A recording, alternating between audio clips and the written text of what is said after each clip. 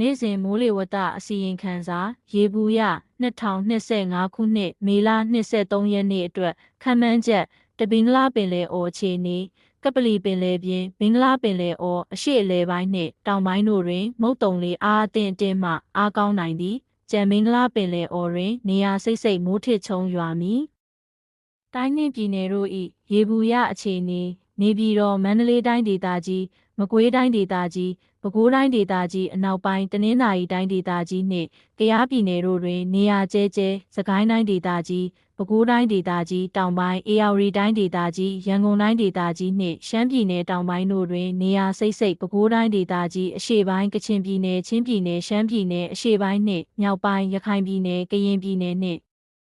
မွန်ပြည်နယ်တို့တွင်နေရာအနှံ့အပြားမိုးထစ်ချုံရွာပြီးစကိုင်းတိုင်းဒေသကြီးချင်းပြည်နယ်ရခိုင်ပြည်နယ်နှင့်ရှမ်းပြည်နယ်တို့တွင်ဒေသအလိုက်နှင့်မန္တလေးတိုင်းဒေသကြီးမကွေးတိုင်းဒေသကြီးပဲခူးတိုင်းဒေသကြီးအေရဝတီတိုင်းဒေသကြီးရန်ကုန်တိုင်းဒေသကြီးကချင်ပြည်နယ်ကရင်ပြည်နယ်နှင့်မွန်ပြည်နယ်တို့တွင်နေရာကွက်၍မိုးကြီးနိုင်ပါသည်ရွာရန်ရာနှုန်းပြည့်ဖြစ်ပါသည်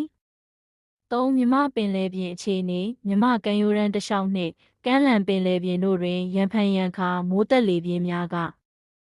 ရောက်ပြီးလှိုင်းအသင့်အတင်းမှလှိုင်းကြီးနိုင်ပါသည်မိုးသက်လေပြင်းကျစဉ်ရေပြင်မြေပြင်လေသည်တနအီလျင်35မိုင်မိုင်40အထိတိုက်ခတ်နိုင်ပြီးလှိုင်းမြင့်မှာ9ပေမှ10ပေခန့်ရှိနိုင်ပါသည်လေးလာမည့်48နာရီအတွက်ခန့်မှန်းချက်တပြည်လုံးတွင်မိုးပိုလာမည်စကိုင်းတိုင်းဒေသကြီးမန္တလေးတိုင်းဒေသကြီးမကွေးတိုင်းဒေသကြီးချင်းပြည်နယ်နှင့်ရှမ်းပြည်နယ်တို့တွင်ဒေသအလိုက်နှင့်အေရဝတီတိုင်းဒေသကြီးကရင်ပြည်နယ်နှင့်မွန်ပြည်နယ်တို့တွင်နေရာကွက်၍မိုးကြီးနိုင်ပါသည်